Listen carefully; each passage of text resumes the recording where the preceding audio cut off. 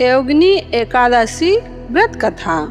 युधिष्ठिर ने पूछा, वासुदेव, आषाढ़ मास के कृष्ण पक्ष में जो एकादशी होती है उसका क्या नाम है?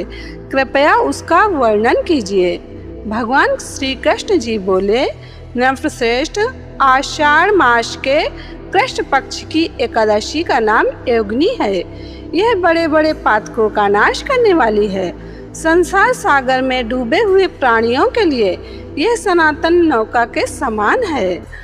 अलकापुरी के राजाधिराज कुबेर सदा भगवान शिव जी की भक्ति में तत्पर रहने वाले हैं। उनका हेममाली नामक एक यक्ष सेवक था जो पूजा के लिए फूल लाया करता था। हेममाली की पत्नी का नाम विशालाक्षी था। वह यक्ष काम पास में आबद्ध होकर सदा अपनी पत्नी में आसक्त रहता था। एक दिन हेममाली मानसरोवर से फूल लाकर अपने घर में ही ठहर गया और पत्नी के प्रेम पास में खोया रह गया, अतः कुबेर के भवन में न जा सका। इधर कुबेर मंदिर में बैठकर शिव जी का पूजन कर रहे थे। उन्होंने दोपहर तक फूल आने की प्रतीक्षा की। जब पूजा का समय व्यतीत हो गया तो यक्षराज ने कुपित होकर सेवकों से कहा, यक्षों, दुरात्मा हेममाली क्यों नहीं आ रहा है? यक्षों ने कहा, राजन, वह तो पत्नी की कामना में आसक्त हो घर में ही रमण कर रहा है। यह सुनकर कुबेर क्रोध से भर गए और तुरंत ही हेममाली को बुलवाया। वह आकर कुबेर के सामने खड़ा हो गया। उसे देखकर कुबेर बोले, ओ पापी, अरे दुष्ट, ओ दुराचारी, तूने भगवान की अवहेलना की है, अतः कोढ़ से युक्त और अपनी उस प्रियतमा से वियुक्त होकर इस स्थान से भ्रष्ट होकर अन्यत्र चला जा। कुबेर के ऐसा कहने पर वह उस स्थान से नीचे गिर गया। कोढ़ से सारा शरीर पीड़ित था, परंतु शिव पूजा के प्रभाव से उसकी स्मरण शक्ति लुप्त नहीं हुई। तदंतर वह पर्वतों में श्रेष्ठ मेरुगिरि के शिखर पर गया। वहां पर मुनिवर मार्कंडेय जी का उसे दर्शन हुआ। पाप कर्मा यक्ष ने मुनि के चरणों में प्रणाम किया। मुनिवर मार्कंडेय जी ने उसे भय से कांपते देखकर कहा, तुझे कोढ़ के रोग ने कैसे दबा लिया है?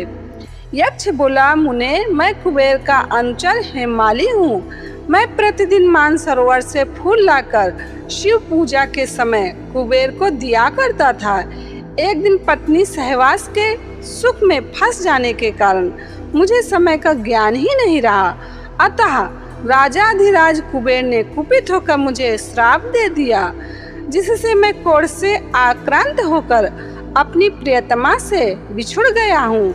मुनिश्रेष्ठ, संतों का चित्त स्वभावतः परोपकार में लगा रहता है। यह जानकर मुझ अपराधी को कर्तव्य का उपदेश दीजिए। मार्कंडेय जी ने कहा, तुमने यहाँ सच्ची बात कही है, इसलिए मैं तुम्हें कल्याणप्रद व्रत का उपदेश करता हूँ। तुम आषाढ़ मास के कृष्ण पक्ष की योगिनी एकादशी का व्रत करो। इस व्रत के पुण्य से तुम्हारा कोढ़ निश्चय ही दूर हो जाएगा। भगवान श्री कृष्ण जी कहते हैं, राजन, मार्कंडेय जी के उपदेश से उसने योगिनी एकादशी का व्रत किया, जिससे उसके शरीर का कोढ़ दूर हो गया। उस उत्तम व्रत का अनुष्ठान करने पर वह पूर्ण सुखी हो गया।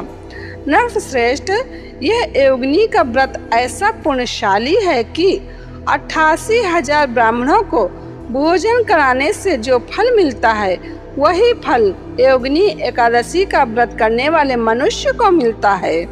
योगिनी महान पापों को शांत करने वाली और महान पुण्य फल देने वाली है। इस महात्मा को पढ़ने और सुनने से मनुष्य सब पापों से मुक्त हो जाता है। सनातन पंचांग।